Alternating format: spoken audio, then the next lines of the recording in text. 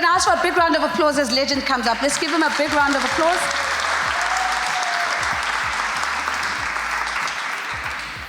There you go, John. Thank you. Yeah, I'm very nervous.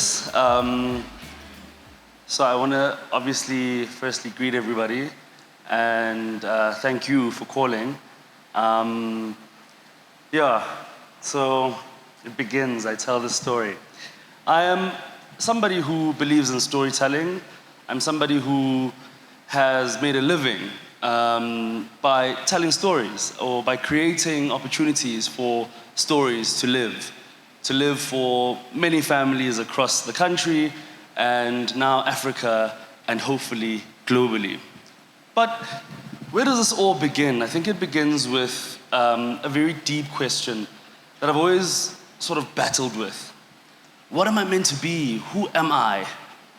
Inside of me, I am having very different conversations to what the world is.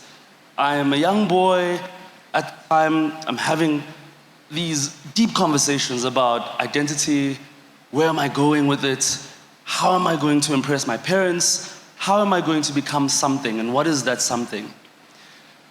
Didn't know what it was, but I knew that I loved hearing stories, and I knew that I loved seeing actors, and I knew that I loved hearing my grandmother talk about the neighbor. I knew that somehow that made me happy. And in a way, I found identity in that. So I then tried to, I guess, walk the journey of trying to figure out what that means in the real world. Meaning career, meaning friendships, how do I interact with the world? Because I have something that I know is magical in me, and I know that no matter what I do, I come back to it, right? So, because I love stories and because this is what I'm supposed to be doing and my limited understanding, it then leads me to wanting to be an actor. It's something that I'm very passionate about. It's what I love. I love people who act. I love acting. I think that art form speaks to me and speaks to a lot of other people. I think we celebrate actors because they're able to become whatever that story needs for it to reach its bottom line. So essentially, Jimmy comes to Joburg, he's going to do this thing. And I realized that actually my love for acting is because I really love stories. And I am passionate about other people telling their own stories as well. So I get into production, I do the whole thing, and I'm blindly, I guess, being led by this thing. And practically that means I'm asking questions, I'm doing things that are essentially putting me in situations where I can get information, steal information. So that means making tea, coffee, running around for producers, making myself available more than what the normal person, I guess, was at the time. So I was working.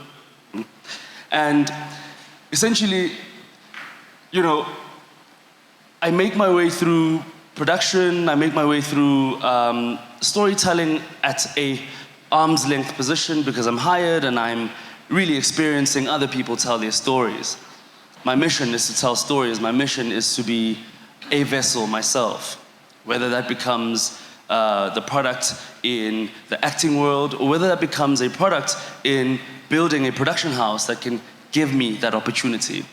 So I went the production house route because I could create and be a part of my stories in a way that was more intimate, in a way that I had identified in the industry that I guess at the time made sense for me to go into production, right? So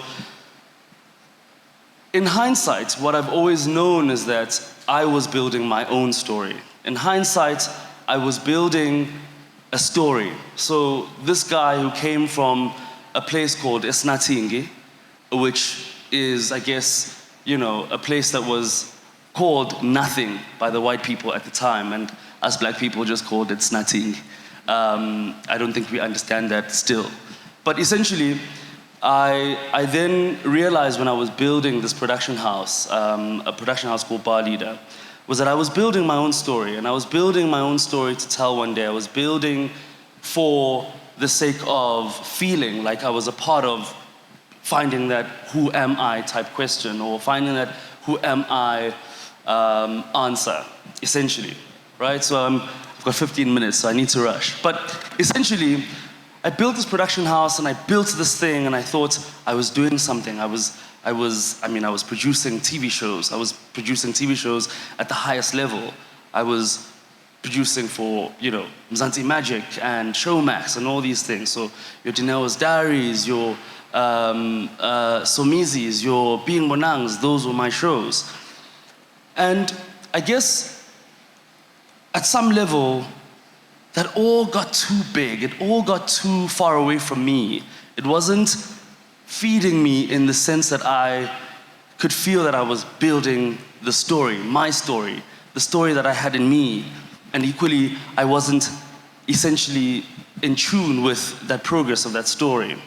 It's very important to have a story in our industry, a personal story, a reason why you do this thing, a reason why you're creative, a reason why you're creating certain things. Over the years, I've been in the industry for about 14 years, I lost track of that story. I focused on business, I focused on expanding, I focused on things that weren't necessarily true to who I am. And I guess as time went, I started falling. I started feeling despondent to the core. I wasn't myself. I wasn't creating for, I guess, the core that I had been called to tell these stories, these people that I had come across. And I fell publicly. I fell badly. I fell in a way that I'd never thought I would fall. I fell from the highest building, the highest height of my career. And in the fall, I realized I'm not telling my story.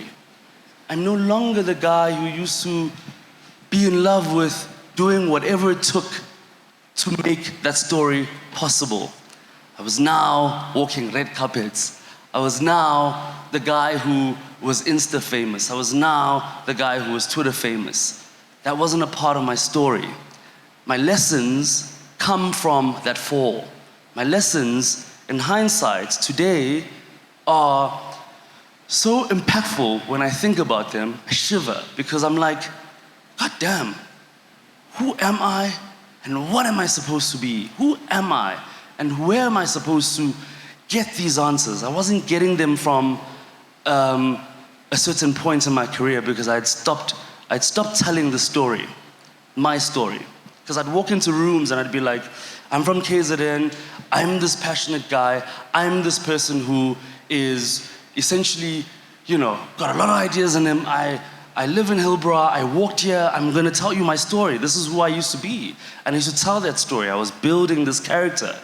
Because everybody has a story, right? So Oprah has a story, we know her story. We know that she grew up in Mississippi, she was this poor child, born with no prospects, essentially. We know that story. We know Tyler Perry's story. I was building that story. I am that guy who comes from, rural KZN, and I was going to have that story. I was building that story. But success does something to you. Success blinds you of that story. Success mutes those conversations that were in me. They were muted, I think, essentially. So I stand here today having built back some of that stuff that I lost. I stand here today having built back some of that story that I was losing. And, I was talking to my significant other, Upalesa, when I was invited by Unozuguti, we must come speak here. I was speaking to her, I was like, I think I really, really, really want to talk about how powerful my story for myself has been in my career. And how when I lost sight of that story, I lost sight of the career itself. Because my career wasn't built by everything else that I'd had at the time. It was built by where I come from. It was built with things that I knew from home. It was built with the principles that I came with to Joburg. And when I started building other things instead of that story, I became despondent to my career. I became something else. And I think what I want to say is, to me, I have to always remember that story, right? I'm a creative. I tell stories. When I look at someone, I'll give you an example. Like, when I came across Kelly Khumalo for the first time, it's a long time ago. She was doing something at Urban Brew, doing something at Live. I remember feeling something. And then fast forward a few years later, she's been in the media, she's been all this stuff, and I've always had the ability of seeing something in some people or in people. And so I come across her 10 years later. I'm this producer guy. I still have that feeling about her. And I approach her and I say, oh, let's talk. What's happening? Let's talk. I see you as somebody who fell in love with someone and things happened. That's who I see you. I see you as someone's daughter. I see you as that person. And in her chaos, she stood still and she was like, who are you?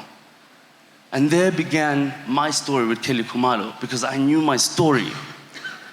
Equally Somizi. Somizi is an industry baby. I saw something in him because I could see myself in him, the story. The story that I had, he probably had. And that's how I've been able to do my work, my business. My business is stories, but it cannot happen if I don't have a story myself, if I am not in tune with my story. So, in closing, failure comes and it goes, success comes and it goes, but really, truly, if you are going to build something meaningful, if you're going to build something, a business that is impactful, if you're going to build something, I think that you should be built yourself, or you should build within first. Because when I lose that stuff, I lose the actual story. When I lose myself in the work, I heard something today. I was listening to a TEDx talk when I was coming here. You have to come fully yourself. You have to come entirely yourself in the work that I do. And so when I was being pulled from left to right, industry this, industry that, I started not coming as myself.